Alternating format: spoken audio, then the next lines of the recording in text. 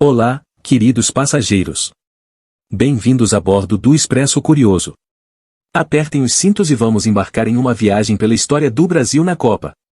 Em 3, 2, 1.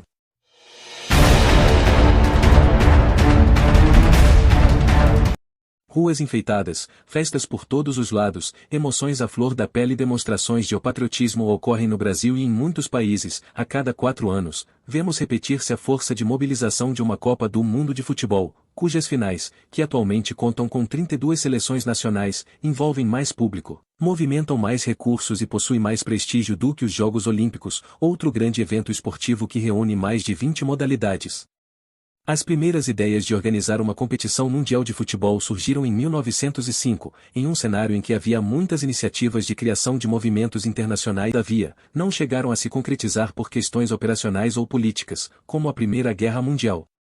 Somente a partir da década de 1920, quando a FIFA, Federação Internacional de Futebol Association, órgão máximo da modalidade, criada em 1904, era dirigida por Jules Rimet, houve esforços mais sistemáticos no sentido de operacionalizar a proposta, que culminaram com a organização da primeira Copa do Mundo, em 1930, no Uruguai, graças em grande parte ao desempenho da diplomacia do país sede. A primeira edição englobou 13 seleções, 7 da América do Sul, 2 da América do Norte e 4 da Europa, sendo a final entre a Argentina e o Uruguai, com este último a vencer o jogo e tornar-se o primeiro campeão do mundo de futebol, que não surpreendeu por sua condição de bicampeão olímpico de 1924 e 1928, e país sede, mas e o Brasil? A primeira edição não teve grande impacto, inclusive pelo fato da equipe que representou o país foi fruto de uma junção entre paulistas e cariocas. A seleção obteve um modesto 6º lugar. A Copa do Mundo de 1958 realizada na Suécia foi a primeira sem o idealizador da competição, Jules Rimet, que falecera 2 anos antes. O país nórdico foi escolhido para ser sede do Mundial devido à neutralidade na última Grande Guerra, e nesse período a Europa ainda sofria os problemas do confronto. 53 seleções se inscreveram para as eliminatórias, Suécia anfitriã, e a Alemanha Ocidental, atual campeã, já estavam classificadas. O Brasil, nessa fase, enfrentaria a Venezuela e o Peru, mas a primeira citada abandonou a competição, restando assim a seleção brasileira superar a equipe peruana. Não foi um confronto fácil. Após empate por 1 gol fora de casa, Didi decretou, com a famosa folha seca, ou chute de 3 dedos em que a bola caía como uma folha seca dentro do gol para a surpresa do goleiro adversário, a classificação verde-amarela marcando o único gol do jogo de volta, no Maracanã. 2 grandes seleções não participaram do torneio, o Uruguai, eliminado pelo Paraguai após sofrer uma goleada por 5-0, em Assunção. E a Itália, que foi eliminada pela seleção da Irlanda do Norte. Os grandes favoritos eram a União Soviética, então campeã olímpica, e a Suécia, por ser o país sede e contar com jogadores experientes no futebol italiano. O Brasil começou a Copa do Mundo no grupo 4 da competição. A seleção enfrentou uma chave difícil com Inglaterra e União Soviética como principais adversários. Após a vitória por 3-0, contra a Áustria, a seleção empatou com a Inglaterra em 0-0, o primeiro empate sem gols na história das Copas. Precisando mudar, Feulala, técnico da seleção, promoveu 3 alterações para o terceiro jogo, que se mantiveram até o final da Copa. Saíram Dino Sani, Joel e Mazzola. Entraram Zito, Garrincha e Pelé, então com 17 anos. Foi um passeio. Se não fosse o goleiro Yashin, a União Soviética teria sofrido uma goleada histórica. Nas quartas de final, a partida mais difícil em toda a competição contra o adversário menos provável, Gales, seleção que só classificou para o torneio graças às desistências de 3 países da Ásia e África, Turquia, Indonésia e Sudão, que haviam se recusado a enfrentar Israel, por motivos políticos. Para não classificar Israel automaticamente para a Copa sem que tivessem disputado um jogo sequer das eliminatórias, a FIFA forçou a seleção do Oriente Médio a disputar a vaga contra a já eliminada equipe de Gales, que no fim se deu melhor, obtendo a classificação. O jogo foi difícil, com o Brasil desperdiçando muitas chances e o goleiro galês se destacando. Somente aos 26 minutos do segundo tempo, Pelé, encobrindo o zagueiro adversário, marcou o único gol do jogo, selando o avanço brasileiro à semifinal. A partir daí, 2 goleadas por 5-2, o primeiro enfrentando a França do artilheiro Fontaine, onde o Brasil não encontrou grandes dificuldades, e com a anfitriã Suécia, que havia eliminado soviéticos e alemães, com grandes atuações da linha ofensiva brasileira, sagrando-se assim no dia 29 de junho de 1958, na Suécia, pela primeira, campeã do mundo.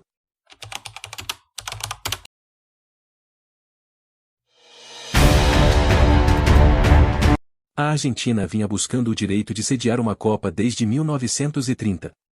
Já o Chile só apresentará sua candidatura em 1952, e era considerado um país sem condições necessárias para realizar um evento daquele porte. Porém, em junho de 1956, no Congresso da FIFA realizado em Lisboa, onde os 56 países membros votavam, o Chile acabou ganhando o páreo, com 32 votos. A Argentina só obtivera 10, e 14 países se abstiveram da votação. Com o direito de sediar a Copa, os chilenos começaram a montar a infraestrutura necessária para a competição, liderados pelo brasileiro naturalizado chileno Carlos Dittborn, presidente da Confederação Sul-Americana de Futebol. O Estádio Nacional teve sua capacidade de 45 mil espectadores aumentada para 70 mil, e um novo estádio foi construído em Vina del Mar, o Sausalito. Em maio de 1960, quando os preparativos iam de vento em popa, o país foi pego de surpresa pelo sismo de Valdívia de 1960, terremoto que registrou 9,5 pontos na escala Richter, o maior registrado na história mundial recente. O tremor tinha deixado 5 mil mortos e 25% da população desabrigada, além de lançar dúvidas sobre a capacidade do Chile de sediar a Copa depois da tragédia. Em face desses problemas, Dittborn pronunciou a frase que acabaria se tornando o slogan não oficial da competição: porque nada tenemos, loaremos todo, ou porque nada temos, faremos tudo. A FIFA lhe deu um voto de confiança e as obras foram terminadas em tempo recorde.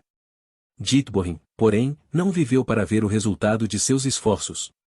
Ele sofreria um ataque cardíaco em 28 de abril de 1962, um mês antes da Copa. O estádio de Arica foi batizado em sua homenagem.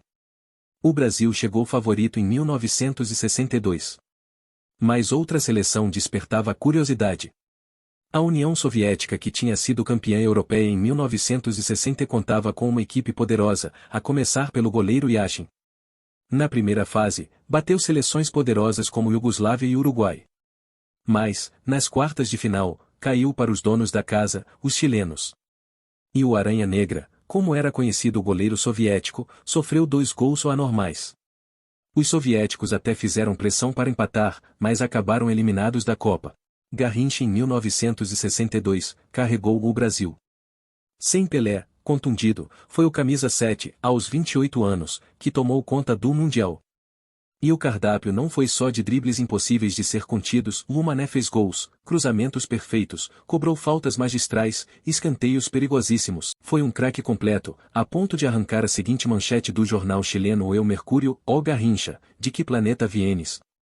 Sem Pelé, e com Garrincha absolvido da expulsão contra o Chile, o Brasil entrou favorito no Estádio Nacional de Santiago para a final contra a Tchecoslováquia. Com muita febre, Garrincha nem se destacou tanto na final, mas nem precisou. O Brasil era, com toda a justiça, bicampeão mundial. Copa do Mundo de 1970, realizada no México, foi a terceira conquistada pelo Brasil, se isolando ali como o maior vencedor do torneio. Jairzinho, o furacão de 70, conseguiu o feito de marcar gol em todos os jogos daquela Copa, um marco histórico. Além disso, um gol simbólico de Carlos Alberto Torres mostra a magia da terceira das 5 taças conquistadas por nosso país. Pelo fato da cidade do México ser a sede dos Jogos Olímpicos de 1968, pesou favoravelmente para a escolha da sede ser no México. O país já teria estrutura suficiente para bancar uma Copa. A altitude quase atrapalhou o desejo mexicano. O torneio tornou-se a primeira Copa do Mundo sediada na América do Norte e a primeira a ser realizada fora da América do Sul e Europa. Esta Copa ficou marcada por vários lances geniais de Pelé que não terminaram em gol, como uma cabeçada defendida pelo goleiro inglês Gordon Banks e que ficou conhecida como a defesa do século, o chute de antes do meio de campo contra o goleiro Victor da Tchecoslováquia que ficou conhecido como o gol que o Pelé não fez, além de um drible de corpo contra o goleiro uruguaio Mazurkiewicz. Numa das semifinais desta Copa, ocorreu o chamado Jogo do Século, disputado entre as equipes da Alemanha Ocidental e da Itália. A partida permanecia 1-0 para a Itália até os 90 minutos, quando Karl-Heinz Ellinger empatou a partida e levou a decisão para a prorrogação. Nessa prorrogação, ambas as seleções protagonizaram uma sucessão de viradas de placar até que a Itália firmou a vitória em 4-3. Esta partida é tida como a primeira e única em todas as Copas a ter 5 gols feitos na prorrogação. Além destas equipes, uma das seleções favoritas era o Brasil que, embora tenha tido um retrospecto ruim em 1966, montou uma equipe repleta de estrelas, como Pelé, Jairzinho, Tostão, Rivelino, Gerson, Clodoaldo, Piazza e Carlos Alberto Torres. Nesta edição, o Brasil venceu todos os jogos das eliminatórias e da Copa. Esta equipe mostrou ser uma das mais eficientes de todos os tempos e foi considerada a melhor de todos os tempos. A final desta edição foi disputada pelo Brasil, que havia eliminado o Uruguai e o Peru, e a Itália, que eliminou a Alemanha Ocidental e o México. A partida foi realizada em 21 de junho no Estádio Azteca na Cidade do México, com um público estimado em 108 mil pessoas. Sob o apito do árbitro alemão Rudolf Gloeckner, o primeiro tempo terminou empatado em 1-1. Ao final dos 90 minutos, o placar era de 4-1 para a equipe brasileira. Este título também pôs o Brasil como a primeira seleção a ser tricampeã, confirmando a superioridade brasileira em relação ao futebol mundial. O capitão Carlos Alberto Torres levantou a taça Jules Rimet entregue pela última vez em Copas, agora em caráter definitivo. A Copa do Mundo de 1994 é lembrada até os dias de hoje como uma das mais bem-sucedidas de todos os tempos. Apesar de ter sido realizada em um país com pouca, para não dizer nenhuma, tradição no futebol, atraiu verdadeiras multidões para os estádios, a ponto de ter a maior média de público da história dos mundiais. O título do Brasil foi comemorado também como uma homenagem ao tricampeão mundial de Fórmula 1 Ayrton Senna, falecido em 1 de maio daquele ano. Fora de campo, no entanto, aquele mundial foi marcado por questões não tão boas. Com exceção da alegria do público, que compareceu em peso em praticamente todas as partidas, o que se viu fora das quatro linhas foi uma tragédia envolvendo um jogador colombiano à dispensa do Maradona, craque argentino pego no antidoping. Quem olha para trás dos dias atuais vê o Brasil campeão da Copa do Mundo de 1994, com atuações extremamente convincentes e lances históricos, pode não lembrar de como foi difícil chegar até ali. Isso porque nas eliminatórias para o Mundial, a seleção canarinho só foi classificada na última rodada, quando o técnico Carlos Alberto Parreira foi obrigado a convocar o baixinho Romário, na época ainda no PSV, que fez os gols da classificação. Além disso, nos amistosos que antecederam a Copa do Mundo de 1994, o Brasil não foi tão convincente. Tudo isso fez com que a seleção chegasse para disputar aquele Mundial sob muitas dúvidas e desacreditada. Mas não foi preciso muito tempo de jogo para que toda essa desconfiança fosse para o ralo. Apesar de não ter ganhado com placares elásticos, o Brasil foi avançando e convencendo na Copa do Mundo. Nas quartas de final fez o seu melhor jogo, uma vitória excelente em cima da Holanda. Na final, o 0x0 levou para os pênaltis. O craque italiano, Baggio, bateu o último pênalti para fora e Brasil tetracampeão. A Copa do Mundo de 2002 foi a primeira realizada em território asiático e também a primeira com duas sedes, Japão e Coreia do Sul. Campeã da edição anterior, a França era apontada como favorita. Alemanha, Itália e Argentina se escoravam na tradição. Já o Brasil estava sob desconfiança. Sofrerá para se classificar nas eliminatórias, não jogava futebol convincente. Dois de seus principais jogadores, Ronaldo e Rivaldo, vindo de graves contusões, estavam longe da melhor forma. Aí, começaram as decepções. França e Argentina não passaram da primeira fase. A Itália ficou nas oitavas de final. E a Espanha parou nas quartas. Pelo menos essas duas seleções podem reclamar da arbitragem, pois foram eliminadas pela Coreia do Sul de maneira bastante controversa. Enquanto isso, Alemanha e Brasil seguiram em frente. A seleção brasileira, com esquema conservador em que um volante, Edmilson, muitas vezes atuava como um terceiro zagueiro, montado por Luiz Felipe Scolari, passou sufoco em alguns jogos. Sofreu para ganhar da Turquia e nas oitavas teve a passagem pela Bélgica facilitada por erros de arbitragem. Mas a partir das quartas, o time embalou de vez. Passou pela Inglaterra com grande atuação. Rivaldo, Ronaldinho Gaúcho e Ronaldo cresceram. A defesa ficou mais segura, apesar da falha grosseira de Lúcio contra os ingleses. Marcos, o goleiro, transmitia segurança. A semifinal, de novo contra a Turquia, foi dura. Mas Ronaldo decidiu com um gol de bico, com a simplicidade dos craques. Veio a decisão contra a Alemanha do quase intransponível Kahn, de Klose e de Ballack, que não jogou por estar suspenso. Houve quem considerasse os rivais favoritos. Mas como a atuação irretocável de todo o time, a genialidade de Rivaldo e o poder decisivo de Ronaldo, o Brasil conquistou o pentacampeonato. No dia 24 de novembro o Brasil entra em campo contra a Sérvia carregando o sonho de milhares de brasileiros.